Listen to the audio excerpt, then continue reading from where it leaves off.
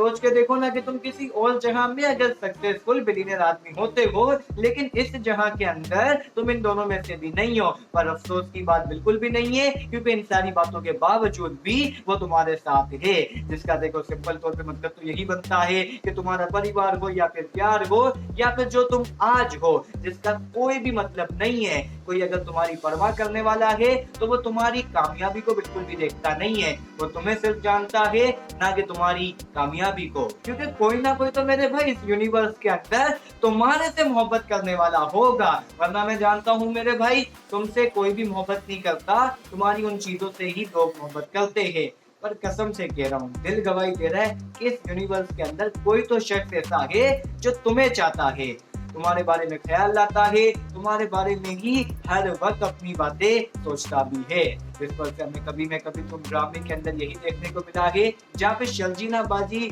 अगर परवाह करती है अपनी एंटायर लाइफ में तो मुस्तफा को लेके ही करती है। एंड जहाँ देखो अगर तुम कभी में कभी तुम ड्रामे की एंडिंग देखो तो हमें देखो यही सारी बातें भी दिखाई दी है, जिसमें एंडिंग आते आते भी शर्जीना ने देखो हमारे मुस्तफा भैया के पुराने वाले घर को ही अपनाया, ना कि उसकी कामयाबी को, ना कि उसके सक्सेसफुल वाले घर को। और जो कि अगर तुम्हें कभी में कभी तुम ड्रामे की क्लाइमेक्स वाली बातें समझ नहीं आई हो कि आखिर शर्जीना बाजी मुस्तफा के इतने बड़े वाले घर में क्यों नहीं गई, तो भाई सिंपल सा मतलब यही है कि उसने उसके छोटे घर को ही आज भी अपनाया। क्योंकि अगर तुम ये ड्रामे की स्टार्टिंग देखो ना मेरे भाई, जिसमें हमारी शर्जीना मुस्तफा को जानती भी नहीं थी, आदिल के रिश्ते को ना होने की वजह से,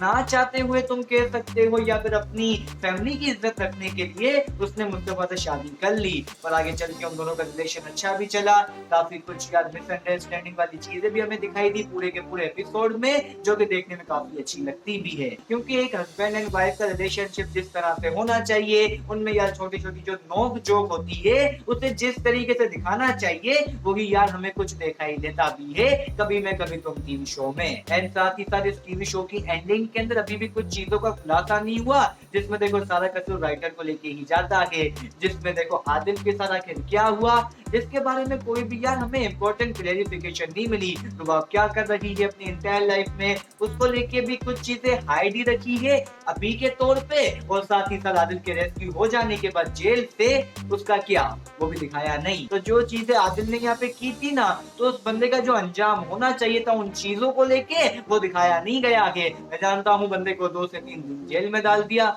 बस इतना ही। कोई खतरनाक किस्म का अंजाम दिखा देते ना इस लौंडे का, भाई मजा आ जाता। और जेल में भी अगर तुम इसे देखो ना तो भाई लौंडे की अकल नहीं गई है, अभी भी ब्लैक शर्ट बंदे ने पहनी है, अभी भी किटिंग नहीं भुला गए। जेल के अंदर भी भाई ये बंदा है ना किटिंग करेगा, मैं बता रहा हूँ ये किटिंग का भूत देख लो किस हद तक इंसान को सवार हो जाता है, उसे पता ही नहीं होता कि यार जेल के अंदर भी वो पता नहीं किस तरह की ड्रेसिंग कर रहा है। मुस्तफा भैया भले ही रिच बन गए हो, पर उनके देसी वाला अवतार अभी भी हमें दिखाई दिया है, जो कि काफी अच्छी बात है। वरना अगर उनका यार अवतार आदिल जैसा ही आगे चल के हो जाता तो उनके जो कैरेक्टर की इंपॉर्टेंस थी वो फील नहीं हो पाती, जो कि एंडिंग आते आते हुई है। एंड जहाँ देखो भाई बात रही वो एंडिंग वाले शॉट को लेके, जिसमें मुस्तफा और हमारी शर्जीना जो टॉक करती है रोमांटिक अंदाज में, तो उस टाइम पे जो डार्कनेस होती है ना, ऐसा लगता है कि इनका रिलेशन यार अब एंड ही हो जाएगा। उनके रिलेशन में अब डार्कनेस ही आ गई है। पर ड्रामे के लास्ट एपिसोड के लास्ट सीन के अंदर जब हमारे मुस्तफा और हमारी हानिया बाजी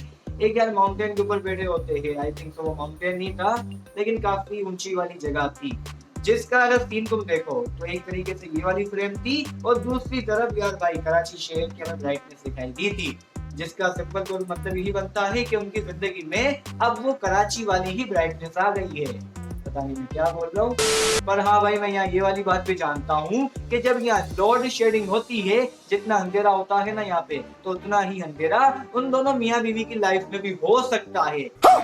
बाकी इसके अलावा फहद मुस्तफा के नेक्स्ट ड्रामे को लेके मेरा पर्सनली ओपिनियन यही है कि तगड़ी से तगड़ी, मतलब लिटरली बता रहा हूँ भाई, इतनी तगड़ी स्क्रिप्टिंग राइटिंग के साथ कोई ड्रामा आए जिसे देख के मैं बोलूँ भाई चुम्मा ले लो, जिससे मेरे पास तुम वो ड्रामा था या फिर फरीदाद था या फिर अभी जो दुनियापुर ड्रामा चल रहा है, इस तरह का कुछ आ जाता है मुस्तफा भैया को लेके, यानी फहद मुस्तफा को लेके, तो भाई